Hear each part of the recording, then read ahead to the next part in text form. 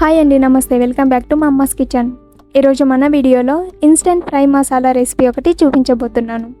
ఈ ఫ్రై మసాలాతో chicken fry, mutton fry, prawns fry, అలాగే బిర్యానీలోకి చేసుకునే గ్రేవీ ఉంటుంది కదా, సో ఆ గ్రేవీ, అలాగే చికెన్ గ్రేవీ, ఇలా చాలా రకాల రెసిపీస్ని ఈ ఫ్రై మసాలాతో చేసుకోవచ్చండి.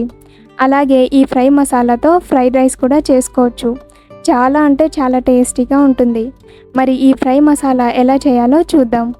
ముందుగా ఫ్రై మసాలాలోకి కావాల్సిన పదార్థాలు వచ్చేసి ఒక 10 నుండి 11 వరకు పచ్చిమిర్చిని ఇలా పొడవుగా కట్ చేసుకోవాలి. అలాగే 3 మీడియం సైజు ఉల్లిపాయలు తీసుకొని ఇలా సన్నగా కట్ చేసి పెట్టుకోవాలి. ఈ ఫ్రై మసాలాలోకి ఉల్లిపాయ ముక్కలు లావుగా కాకుండా ఇలా సన్నగా ఈవెన్గా కట్ చేసుకోవాలి. ఇలా సన్నగా కట్ చేసుకుంటే ఫ్రై చేసుకునేటప్పుడు ఉల్లిపాయ ముక్కలు చక్కగా ఈవెన్గా ఫ్రై అవుతాయి. అలాగే కొద్దిగా కరివేపాకు, కొద్దిగా దాల్చిన చెక్క, ఒక 1/2 టేబుల్ స్పూన్ దాకా లవంగ మొగ్గలు, అలాగే ఒక 10 వరకు ఇలాచీ వేసుకొని చేసే ఏ రెసిపీస్లో అయినా సరే ఇలాచీని ఇలా కొద్దిగా దంచి వేసుకుంటామన్నమాట.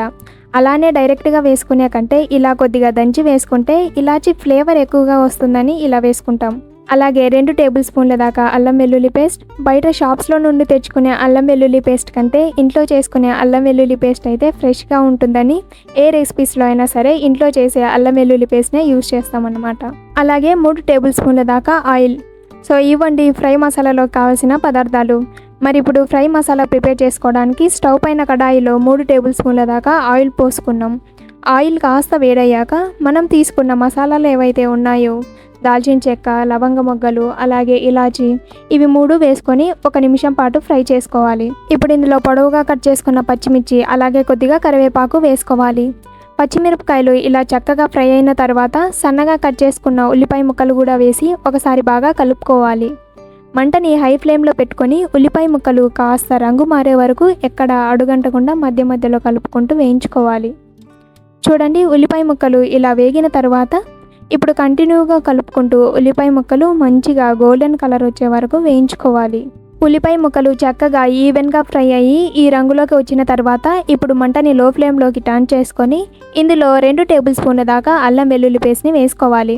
అల్లం వెల్లుల్లి పేస్ట్ ఆనియన్ మసాలాలో చక్కగా కలిసేలా బాగా కలుపుకోవాలి. చూడండి, అల్లం వెల్లుల్లి పేస్ట్ వేసుకొని బాగా కలుపుకున్న తర్వాత ఫ్రై మసాలా అనేది ఈ కలర్లో ఉండాలి. అప్పుడే మనం చేసుకున్న ఫ్రై మసాలా పర్ఫెక్ట్గా వచ్చినట్లు. ఇప్పుడు స్టవ్ ఆఫ్ చేసి ఇది పూర్తిగా చల్లారే వరకు కాసేపు పక్కన పెట్టుకుందాం. ఫ్రై మసాలా పూర్తిగా చల్లారిన తర్వాత ఎయిర్ టైట్ కంటైనర్లో వేసి ఫ్రిడ్జ్లో పెట్టుకొని స్టోర్ చేసుకుంటే 1 నెల వరకు ఈ ఫ్రై మసాలా పాడవకుండా ఉంటుంది.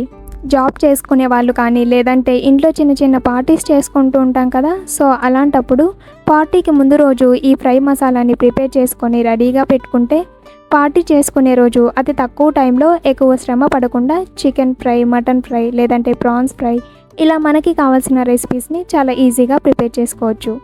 సో ఇప్పుడు మనం ప్రిపేర్ చేసుకున్న ఈ ఫ్రై మసాలా వచ్చేసి నియర్లీ 2.5 కిలో చికెన్కి సరిపోతుంది. ఇలా చికెన్ కానీ, మటన్ కానీ, లేదంటే ప్రాన్స్ కానీ మనం తీసుకునే క్వాంటిటీని బట్టి ఫ్రై మసాలా అనేది తీసుకోవాలి. సో చూసారు కదండి, ఈ వీడియో మీకు నచ్చినట్లయితే లైక్ చేయండి, షేర్ చేయండి, మన ఛానల్ని సబ్స్క్రైబ్ చేసుకోండి. బాయ్.